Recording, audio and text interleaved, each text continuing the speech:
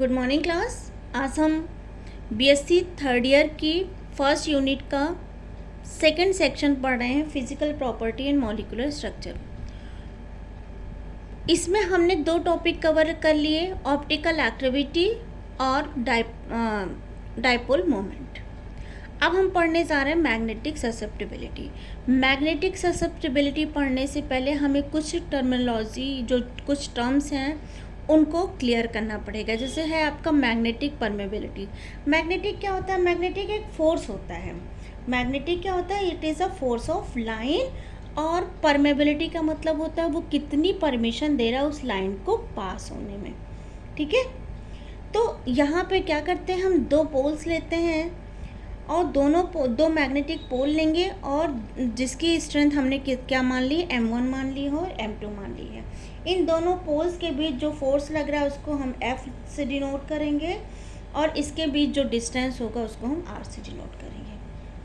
ठीक है, तो जो आपकी स्ट्रेंथ m है और म्यू के बीच एक रिलेशन होता है, वो होता है आपका F is equal to 1/μ m1 m2 r square. ये एक रिलेशन होता है किसके किसके बीच? मैग्नेटिक मोमेंट और m के बीच एक रिलेशन होता है। तो इस फॉर्मूले से हम क्या बोल सकते हैं, कि मैग्नेटिक परमेबिलिटी क्या होती है? Magnetic permeability is defined as, हम इसको क्या लिख सकते हैं,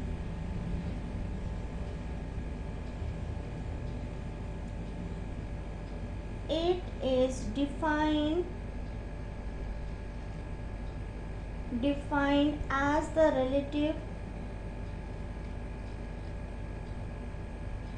relative tendency of the magnetic lines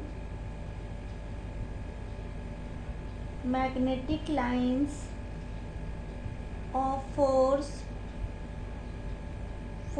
to pass through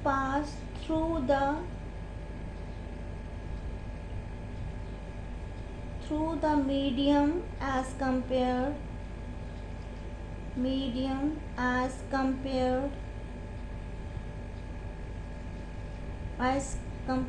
to that in the vacuum।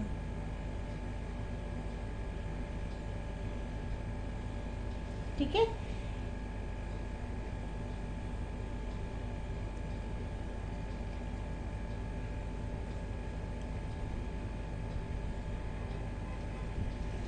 यहाँ पे ये जो म्यू है, mu is taken as equal to 1।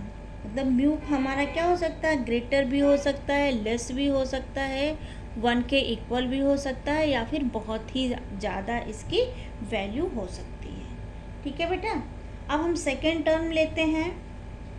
Second term है हमारा डायामैग्नेटिक, पैरामैग्नेटिक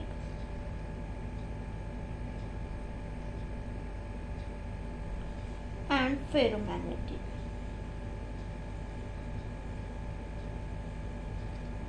अब हम इसको समझते हैं। हम पढ़ रहे थे मैग्नेटिक ससेप्टिबिलिटी। इसको पढ़ने के लिए हमने पहले मैग्नेटिक परमेबिलिटी टर्म्स को समझा। अब हम समझेंगे डायामैग्नेटिक क्या होता है, पैरामैग्नेटिक क्या होता है और फेरोमैग्नेटिक क्या होता है। देखो, जब आपका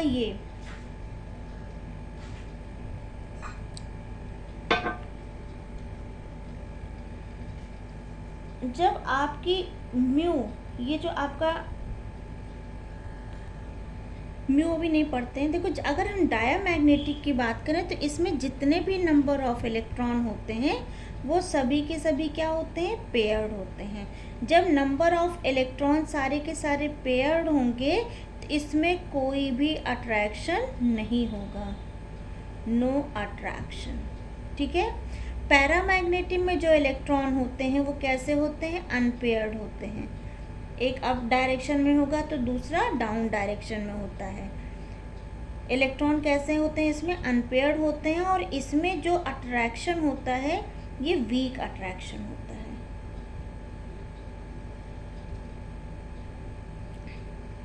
फेरोमैग्नेटिक में strongly attract by the field, ये किसी भी मैग्नेटिक फील्ड को क्या कर सकते हैं, स्ट्रांगली अट्रैक्ट कर सकते हैं। तो इनके लिए हम बोल सकते हैं स्ट्रांगली अट्रैक्ट बाय फील्ड।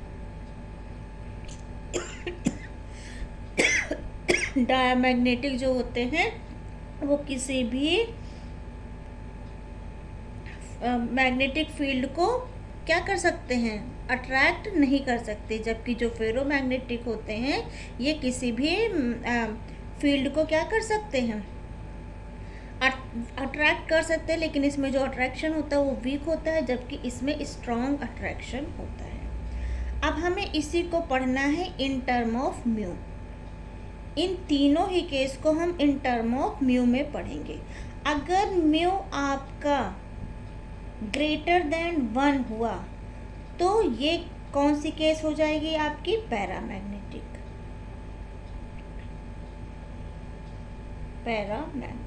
ठीक है। अगर म्यू आपका लेस देन 1 हुआ तो ये हो जाएगा आपका डायामैग्नेटिक। और अगर म्यू की वैल्यू वेरी हाई हुई, ठीक है, वेरी हाई, तो ये आपका क्या हो जाएगा, वेरी हाई, तो ये क्या हो जाएगा आपका फेरोमैग्नेटिक।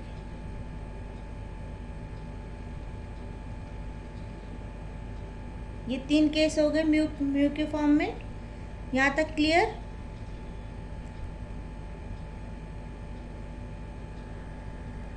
देखो बेटा, होता क्या है कि मैग्नेटिक फोर्स ऑफ लाइन का जो मैग्नेटिक सब्सटेंस से पास होना क्या कहलाता है, मैग्नेटिक परमेबिलिटी। ठीक है बेटा, मैंने यही बताया था, मैग्नेटिक फोर्स ऑफ लाइन का मैग्नेटिक सब्सटेंस से पास होना क्या कहलाता है, मैग्नेटिक परमेबिलिटी। मीन्स अगर म्यू लेस देन 1 है तो इसमें परमिशन बहुत कम है मैग्नेटिक फोर्स ऑफ लाइन के पास होने की। म्यू लेस देन 1 है तो इसमें बहुत ही कम परमिशन होती है किसी भी मैग्नेटिक फोर्स ऑफ लाइन के पास होने की। अगर म्यू आपका ग्रेटर देन 1 होता है तो मीन्स इसमें ग्रेटर टेंडेंसी होती है किसी भी सब्सटेंस के पास होने की। और अगर म्यू जो होता है वेरी हाई होता है, ठीक है, जो कि आपके किस में पाई जाएंगी, फेरोमैग्नेटिक में पाई जाएगी। मीन्स इनकी मैग्नेटिक फोर्स ऑफ लाइन की हाई टेंडेंसी है किसी सब्सटेंस में से पास होने की। और एक होता है वैक्यूम। वैक्यूम में जो आपका म्यू होता है, इन वैक्यूम म्यू आपका क्या होता है, 1। यहाँ तक क्लियर? अब आता है main topic, magnetic susceptibility. Magnetic permeability समझ गए आप लोग? मैंने क्या बोला, मैग्नेटिक फोर्स ऑफ लाइन का मैग्नेटिक सब्सटेंस से पास होना मैग्नेटिक परमेबिलिटी कहलाता है। इसके यहाँ से हमने फोर्स निकाल दिया, ठीक है। फिर मैंने बताया अगर जो म्यू है वो लेस देन 1 है तो इसमें बहुत कम परमिशन होती है, ठीक है, कि ये मैग्नेटिक फोर्स ऑफ लाइन को किसी मैग्नेटिक सब्सटेंस से पास कर पाए। अगर म्यू आपका ग्रेटर देन 1 है मीन्स इसकी टेंडेंसी है कि किसी सब्सटेंस में से पास होने की। अगर म्यू की वैल्यू वेरी हाई होती है, जिसको हम फेरोमैग्नेटिज्म में देखते हैं, मीन्स इनकी मैग्नेटिक फोर्स ऑफ लाइन की हाई टेंडेंसी है किसी सब्सटेंस में से पास होने की। ठीक, अब हम पढ़ते हैं मैग्नेटिक ससेप्टिबिलिटी। सबसे पहले देखो मैग्नेटिक इंडक्शन क्या होता है। मैग्नेटिक इंडक्शन,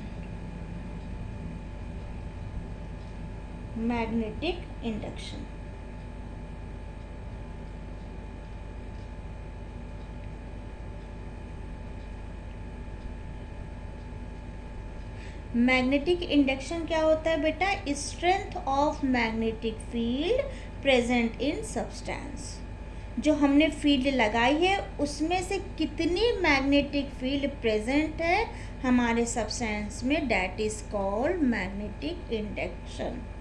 क्या मैंने बोला? Strength of magnetic field present in substance means जो हमने फील्ड लगाई है उसमें से कितना मैग्नेटिक फील्ड प्रेजेंट है हमारे सब्सटेंस में, that is called magnetic induction. ठीक है, अब मैं 3 केस ले रही हूँ। पहला केस पैरामैग्नेटिक, दूसरे केस में मैं डायामैग्नेटिक लूँगी और तीसरे केस में मैं क्या ले लूँगी? फेरोमैग्नेटिक लूँगी। पहला केस लिया मैंने, 2 यहाँ मैग्नेट लगा दिया, एक नॉर्थ पोल ले लिया और एक साउथ पोल ले लिया। ठीक है, यहाँ मैंने एक मैग्नेट लगा दिया और मैग्नेट में 2 पोल लिए, नॉर्थ पोल और साउथ पोल।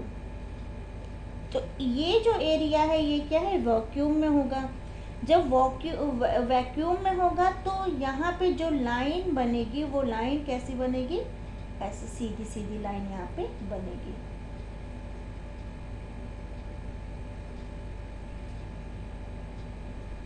मतलब जो लाइन है मैग्नेटिक फोर्स ऑफ लाइन वो ऐसे पास हो रही है एक पोल से दूसरे पोल में।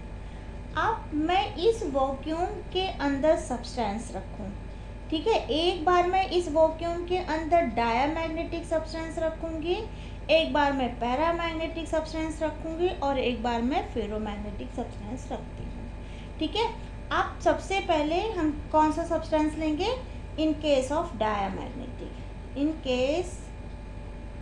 केस ऑफ डायामैग्नेटिक के केस में हमने ये दो पोल लिए, नॉर्थ पोल और साउथ पोल। यहाँ पे मैंने जो सब्सटेंस रखा वो कैसे नेचर का था? डायामैग्नेटिक सब्सटेंस नेचर का था। अब जैसे ही मैंने डायामैग्नेटिक सब्सटेंस को लिया मीन्स इसमें जो इलेक्ट्रॉन थे वो पेयर्ड थे। पेयर्ड इलेक्ट्रॉन मैग्नेटिक फील्ड की तरफ कभी भी क्या नहीं होते? अट्रैक्ट नहीं होते। तो जब मैग्नेटिक फील्ड इससे अट्रैक्ट नहीं होगा तो ये तो आपके वैक्यूम में लाइन बनी थी, अब जो मैग्नेटिक फील्ड होगा ये इससे क्या हो जाएगा? रिपल होता जाएगा, दूर भागता जाएगा। जो मैग्नेटिक फील्ड बनेगी यहाँ पे ये इस पर्टिकुलर सब्सटेंस से दूर जाएगा।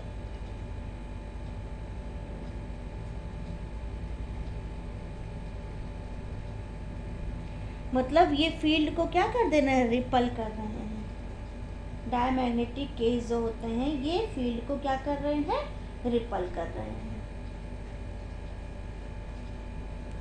मीन्स हम क्या बोल सकते हैं कि जो मैग्नेटिक लाइन ऑफ फोर्स होती है वो रिपल हो रही है किससे?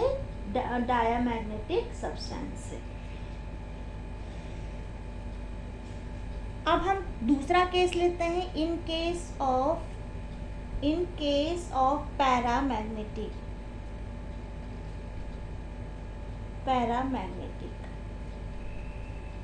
ये अगर रिपल कर रहा था ये सब्सटेंस, इस सब्सटेंस से अगर ये field force of line magnetic field में ये मैग्नेटिक फील्ड को रिपल कर रहा था तो पैरामैग्नेटिक उसको क्या करेगा? अट्रैक्ट करेगा। मीन्स क्या बोल सकती हूँ मैंने 2 पोल लिए, क्या किया? एक नॉर्थ लिया और एक साउथ लिया। ठीक है, अब इस वैक्यूम के अंदर मैं एक सब्सटेंस रखती हूँ जो कि किस नेचर का है? आपका पैरामैग्नेटिक नेचर का है। जब मैं पैरामैग्नेटिक सब्सटेंस लेती हूँ तो ये फील्ड की तरफ क्या होते हैं? अट्रैक्ट होते हैं। पैरामैग्नेटिक सब्सटेंस जो होते हैं वो फील्ड की तरफ क्या हो रहे हैं? अट्रैक्ट हो रहे हैं।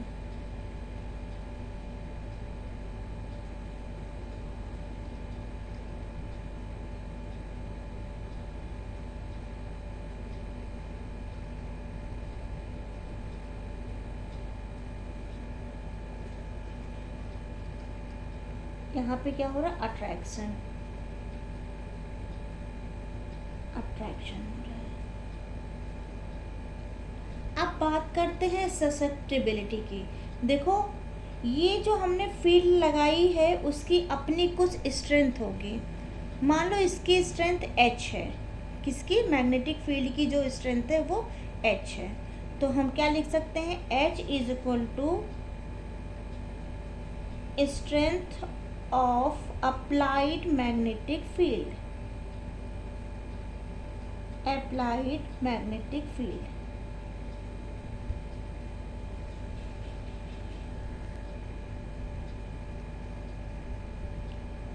मैग्नेटिक फील्ड, ठीक है। बी, कैपिटल बी क्या है, मैग्नेटिक इंडक्शन, जो भी मैंने पहले बताया था आपको, ये क्या है आपका मैग्नेटिक इंडक्शन। आई क्या हो जाएगा आपका, magnetic movement per unit volume, magnetic movement per unit volume.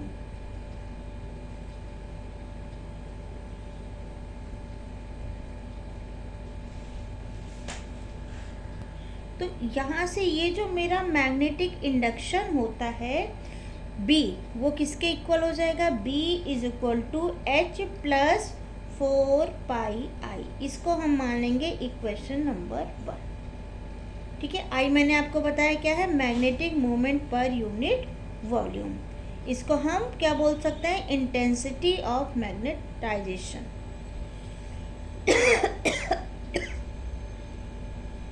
अब आता है स्पेसिफिक मैग्नेटिक ससेप्टिबिलिटी क्या होती है, ये तो मैंने मैग्नेटिक ससेप्टिबिलिटी की बात की, अब आते हैं स्पेसिफिक मैग्नेटिक ससेप्टिबिलिटी क्या होती है।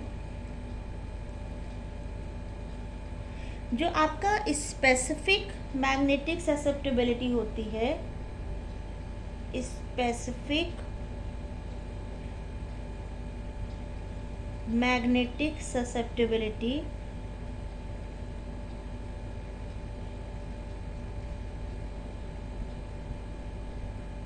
ससेप्टिबिलिटी, ठीक है, इसको हम किससे रिप्रेजेंट करते हैं, काई से, ये होता है काई, इसको हम काई से रिप्रेजेंट करते हैं, ये किसके इक्वल होता है, I/H, ठीक है बेटा, इसको हम मान लेंगे इक्वेशन नंबर 2। अब मान लो मुझे निकालना है मोलर के टर्म में, इस स्पेसिफिक मैग्नेटिक ससेप्टिबिलिटी को मुझे मोलर के टर्म में निकालना है, तो हम क्या करेंगे उसके लिए, मोलर मैग्नेटिक ससेप्टिबिलिटी हमारी क्या हो जाएगी, मोलर मैग्नेटिक ससेप्टिबिलिटी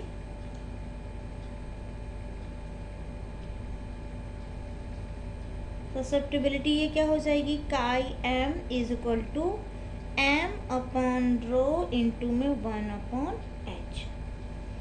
मीन्स हम यहाँ से कह सकते हैं कि molar magnetic susceptibility may be defined as the intensity of magnetization induce per mole of material by the unit field strength. Clear बेटा, क्या बोल सकते हैं हम यहाँ से,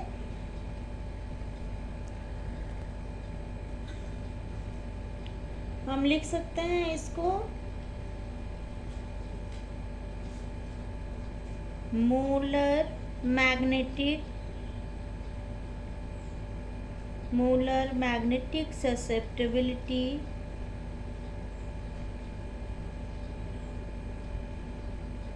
may be defined as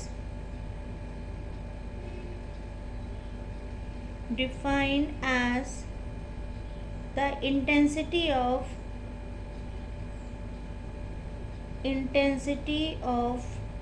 magnetization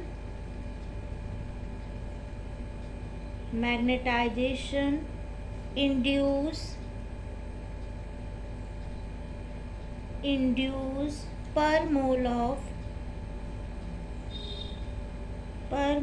of the material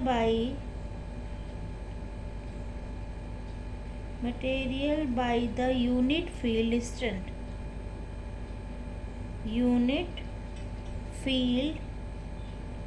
strength,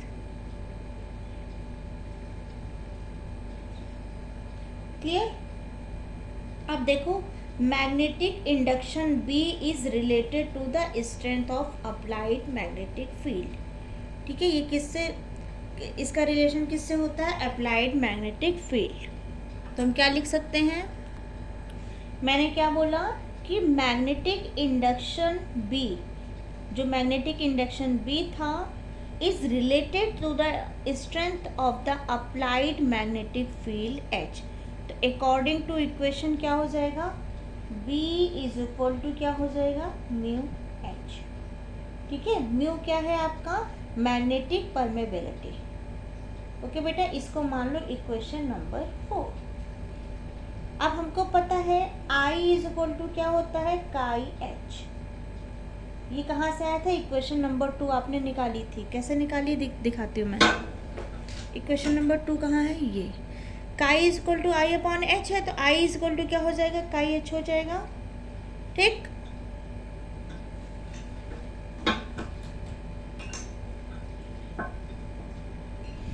आई आपका क्या हो गया? काई इंटू एच। ये कहाँ से आया? From equation 2। ठीक है, substitute the value of B and I. ये बी की वैल्यू आ गई, ये आई की वैल्यू आ गई। इक्वेशन नंबर 1 हमारा क्या था?